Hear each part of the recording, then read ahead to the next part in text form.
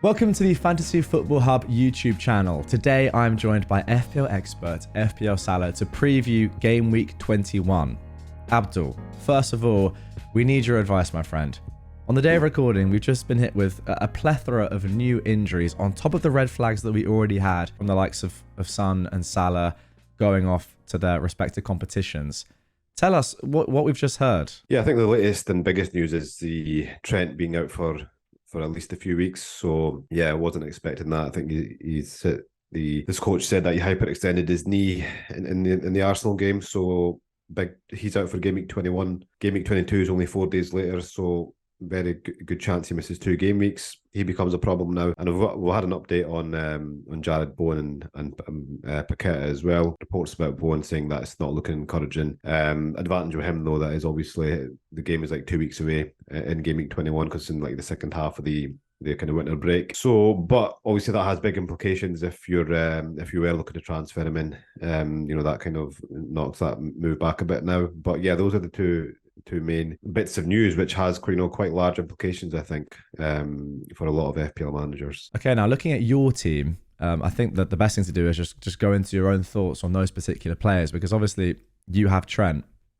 and with Salah and Son also as it stands currently on the bench. Obviously, none of them are going to play in the next game week. What are your thoughts with Trent in particular? I mean, with Trent, I'm thinking, look, even if he's out for 21 and 22, he's probably somebody I'm going to want to get probably back in, when he's fit again. I really don't want to get rid of him, but it's one in which I think I'm going to have to wait for a bit more information on. Okay. At the moment, I'm thinking I'm going to keep Trent because we've got so much money there, because I've got, Son and Salah there who I need to sell at least one of them, with so much money in the bank, I could potentially just upgrade to Charlie Taylor instead of Trent, and keep Trent on the bench and use that use the money for Estupinian or Walker, and play them until Trent's back, kind of thing. So at the moment I'm thinking keep Trent, but I do see an argument for selling Trent as well, because primarily because Game Week 22 is so close to Game Week 21.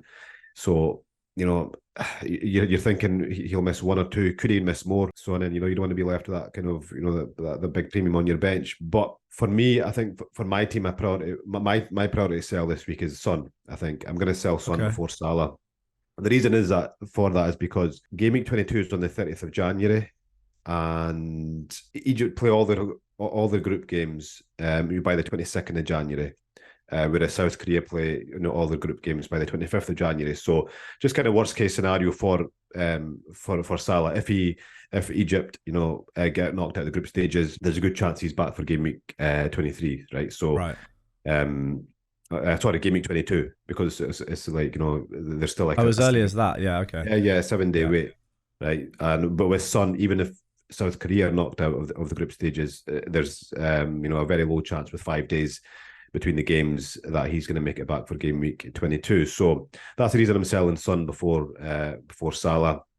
And at the moment, I'm thinking, going for Foden. Bowen was, one of the top priorities. I was going to do Bowen and Foden in this week, but I think with the uncertainty with Trent now, and with the uncertainty with Bowen, I think for me, Foden is the main priority, and he'll probably go this week for Son. And then my second transfer, I mean, I could potentially just make one transfer this week, or I could even take a -4.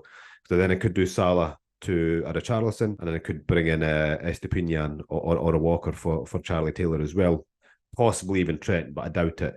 But then that brings in the 3 players that I really want. But at the moment, I'm thinking, look, keep Trent, because I can keep him on the bench, and I can possibly do I think Son to Foden. And what that does for me is that it keeps my, because I've got 2 free transfers, Jack. So just making that one move, I can keep my 2 free transfers for next week. Haaland might be back, and then as I said, Salah potentially could be on his way back. We're going to be watching the African Cup Nations, we're going to be watching the Asian Cup to see how those teams get on.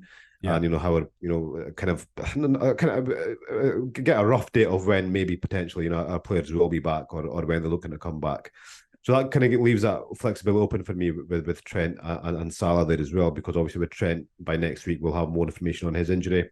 if that's really serious, then I can, just get rid of him and possibly even keep Salah. And I know, obviously, if you've seen kind of Egypt progressing in from the group stages, then get rid of him as well. So, and because look, even just getting rid of Son, bringing Foden, I've still got Gordon, I've still got Charlie Taylor there, who could deputise. We've got Pedro Porro, so I've got like a decent team, even with using that one transfer. It is a bit risky because the bench is a bit thin, but yeah, look, it's Tuesday. We're recording on Tuesday.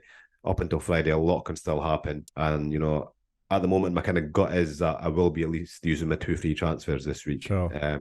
But Son to Foden will be one of them for sure. Okay. Can you explain just on midfielders? I'm gonna sort all midfielders here by a 4-game points prediction, just to see what Fantasy Football Hub's algorithm is thinking for the best midfielders. Why Foden out of a lot? Because obviously there are some other options. The popular ones that you mentioned, Richarlison, obviously Bowen was one before we heard about that. But then are there other ones as well? People are mentioning Jota. Obviously, those that don't have Palmer as well, and more popular options that are in a lot of teams, of course, are out there as well. But why is Foden your number one pick? Foden's number one because City have got like a 68% chance of having a double game week in 25. Okay. Liverpool have got, according to Mikel Tokvam's, double game week projections, which are kind of taken from Ben Krellin's work. Liverpool have also got a 58% chance of a game week in 25 as well. Jota obviously is one that I've been really looking at and I like, but he's just not as secure, I think, at the moment. Yeah. He will be a lot more secure now in terms of minutes with Salah gone, to AFCON, but by game week 25, Salah could be back, very potentially, and then you've got Jota there who's a rotation risk again. So for me, with that double game week and with Foden, he becomes the priority for me. I really want a Richarlison as well, which will be probably if I do make a second midfield transfer, it'll probably be him. But yeah, that's why Foden's number one. I mean, there's you've got the likes of Pascal Gross. You've got so many good options in midfield actually. Even with the Bowen injury, but Foden is just like, I just think it's just too easy to even move. Like he's been playing amazing. He's been playing in the hole. And the thing as well with De Bruyne, we saw he got minutes against Huddersfield, but there was a quote after the Huddersfield game where he said that he needs time and he'll probably be on the bench again against Newcastle. So I still think he is a bit of, there's quite a bit of time still for Kevin De Bruyne to go, for him to be like a main starter, or for him to kind of really impact Foden's minutes. So I see Foden quite safe for now. It does feel weird saying that about a Manchester City midfielder, but I do think, he's the safest choice out of them when you look at the fixtures and you look at the potential double game week coming up as well. Yeah, 100% agree. Also, he has played a lot of minutes this season. I know, obviously, De Bruyne has been out. Yeah. And with Haaland being out as well, that means that he's going to get more minutes if Alvarez moves forward or whatever. But he has played a lot of minutes anyway. It feels like the first season where he's really been fully trusted by Pep and played him a lot. Obviously, there were some transfers out in the summer as well. But even in past seasons where we think he's going to be nailed, he rarely has been for as much of a run as he has been this year. But a player that I do want to talk about, you mentioned him briefly there, is Haaland. A lot of people, including myself, made a transfer early this game week, which is tough, but it happened, and that's the risk you take in order to potentially get Haaland back in. If money was tight and you wanted to drop down from a Salah or Son to a midfielder of your choosing, a Foden, a Bowen, whatever, and then upgrade a Darwin and Alvarez for you, perhaps up to Haaland. That was what some people had to do. Yeah. What do you think then? Do you think Haaland's not going to be fit for this game week? Well, I mean, look, De Bruyne got minutes off the bench. So Haaland wasn't even in the squad. So for me, that kind of tells me he will. I mean, he's been in field training. We know that as well from news as well, right? Which is what I find kind of odd. But I still think even with all that 2 weeks field training, I really can't see him starting against Newcastle. I think the best case scenario is, judging by what we know, is that he's going to start on the bench against Newcastle, and then potentially game week 22 at home against Burnley is where I'm earmarking Erling Haaland for bringing him back into my team. So yeah, I just think I'm still thinking even the 2 free transfers. That's why I'm kind of holding back with the 2 free transfers. Okay. Using one this week as well, because I really want to bring Haaland back when he's fit, because in a few weeks' time De Bruyne will be back kind of in the fitness mode as well, which obviously leaves Alvarez his expected minutes go down as well. So I need to move him on to Haaland. So definitely you should have a plan for Haaland. I don't think we should be bringing him in this week though for game week 22. I just think with what we know and with him not being in the squad for Huddersfield, I think probably gets a start on the bench against Newcastle, and then maybe then we bring him in for Burnley in game week 22. Okay, yeah, not what people like me who are pretty set that he was going to be fit and then bringing him back in for this week want to hit it. But yeah, maybe that is the sensible option. It does, however, mean that captaincy this week is completely up in the air, in my opinion. Anyway, I don't know what you think about that, but there are a lot of different options out there that you could potentially go with. Is there a standout for you in the absence of Haaland, Salah, and Son, who have been the three that we've gone to pretty much every week this season? No, definitely not a standout. Okay. I mean, I think for me, the top two options are probably Saka and Palmer. I think Ivan Toney's a great shout this week. Obviously, he's just back, against, Nottingham Forest at home. But obviously, I won't be bringing him in. So for me, it's between, Saka and Palmer. I think they're both really good options. There's no clear cut. I think, it's just one of those where I think it's a good week for captaincy, a good week for FPL because there's no Son, there's no Salah, there's no Haaland. So, it does give you that kind of opportunity to take a risk because I think I'm thinking with Saka and Palmer, I don't think any of them will be over 100%, effective ownership, for their captaincy. Yeah. I think both will be quite low kind of captain because it'll be quite split. And then a lot of people will be kind of, going elsewhere as well because it's such an open week. But for me, those are the top two options, yeah. Yeah, that is one of the main reasons why I'm quite tempted to go with Palmer.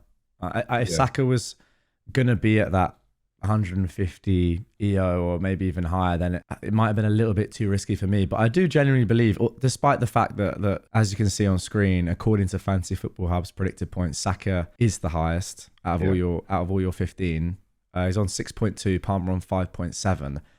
I do feel like there's a little bit more upside there potentially for Palmer. I also feel like he's playing the best football of his life. Saka less so. He's not been in the best form. It might be a chance to go a little bit different there. So if I had to ask you right now, who are you going to go for? Who would you go for? Right now it's on Saka, but okay. I feel the same as you. Exactly what you've said. I just think Palmer does have that potential upside, but I just really think Chelsea are really inconsistent. Yeah. I can see them. I wouldn't be surprised if they won that game 3-0. I wouldn't be surprised if they lost 2-0. It's one of those Chelsea teams this year. Whereas I think Arsenal have got, there's more of a kind of, I'd say, I know they've lost the last two games, but look, Arsenal are still, one of the best attacking teams in the league. And, Saka's right up there as one of the best assets. But I do agree with you. I do think Palmer does have that, that upside.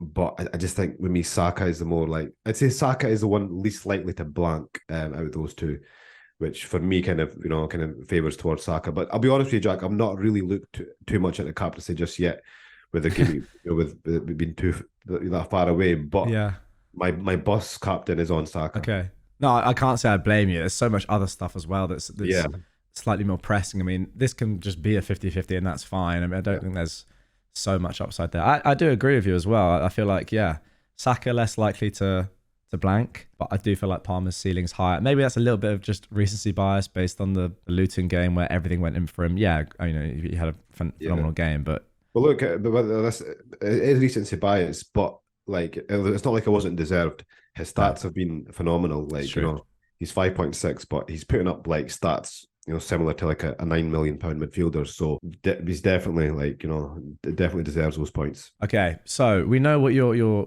general thoughts are, your personal general thoughts on your transfers as it stands. Recording this on Tuesday evening, as you said, but I want to see what if the Fantasy Football Hub AI recommended transfers can make anything out of your side and what the recommendations are there. I mean, so many red flags and news is changing all the time. I mean, as it stands, Trent has just gone down to zero expected points over the next couple of game weeks. But yeah, let's have a look and see what it's saying. Okay, my friends, so here they are up on screen. As always, your own AI recommended transfers personalized to your team. Guys, you can get the same if you like by signing up to Fantasy Football Hub. Link as always down in the description.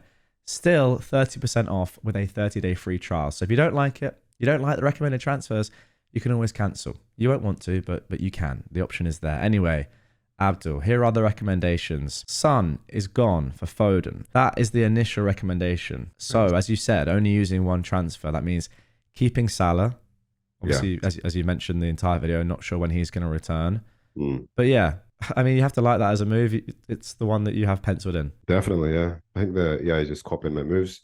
It's been listening. It's been listening, my friend. I think it's agreed with my moves for the last like 2 weeks now. So has it? Yeah, it's nice when you get that little kind of that it's your logic's working out. But there is an alternative option which still includes Son to Foden, but it makes use of your second transfer as well, which is Trent out for Estepinian. What are your thoughts on that? Yeah, not bad. I mean, as I said, look, I don't think selling Trent is necessarily a bad move. I just think it's quite risky. I would rather sell like one of my, like, you know, in my case, Charlie Taylor, on my fourth defender to Estepinian. And look, I'm not surprised that recommends Estepinian. Brighton's fixtures are absolutely phenomenal. Like coming up, they've got Wolves next, and Luton, Palace, Spurs, you know, Sheffield United, Everton, and Fulham, and then Forest at home. Like that, those next 10 games are absolutely amazing. Estepinian, he's already scored 2 goals. He scored against Spurs in Gameweek 19. Kept the first clean sheet against West Ham last game week, and then he scored in the FA Cup as well. So he's like, great goal. Yeah, and look, we know Brighton aren't going to keep many clean sheets throughout the course of the season, but with that run coming up, you'd say maybe look, you'd say 2 or 3. You know, you'd take that, but then Estepinian's attacking threat is phenomenal. We know that from last season as well. So he's somebody I really, really want. And you know, if I didn't have any other like fires, you know, for example, with Salah and Son, then you know he'd be the top priority transfer for me this week. I guess the difference here is that the AI perhaps is just looking at the sheer difference in points between Trent, who's not going to play, and then Estepinian, who has obviously extremely high predicted points. But maybe you're thinking a little bit longer term. You're going to need the money eventually for Haaland and Salah and Son. Bring them back. I mean, that is one question I'll ask before we do end this one. Would you then get Estepinian in for a 4 million defender and then be happy to have that much money in your defence? Because obviously when Trent comes back, you then have 4 players that you want to be playing pretty much every week with a pretty notable player on your first bench slot for your defence. Yeah, I mean, I guess we would have to maybe move one of them along. Probably Saliba would get moved along, for a cheaper defender along the line somewhere. But for now, I'd be happy with that. Because it's not like, Porro I got for, 5.2, Estepinian's 4.9, so it's not like they're premium defenders. Wow, is he that low now? Yeah. Okay. So they're fairly decent priced as well. Yeah, valid. And I guess when we have 8 attackers, you can't really complain about benching someone that's 4.9 million. Okay. Well, there we go. I think that's going to do it for this one, my friend. As you said, you're not entirely sure what you're going to do yet, of course, because we need a lot more information, and we're going to get a lot more information. So guys, if you do want to see what Abdul ends up doing before the deadline, but as close to it really as possible, then Abdul will be posting, as always, his personal team reveal on Fantasy Football Hub. Again, link down below. And yeah, that's one of the other benefits you get from signing up, is seeing what Abdul ends up doing. Abdul, thank you very much as always. Good luck next game week. I'm very interested to see what you end up doing, who you end up captaining. A lot of stuff obviously is still up in the air as we wait for more information. But thank you, my friend. Thank you, guys.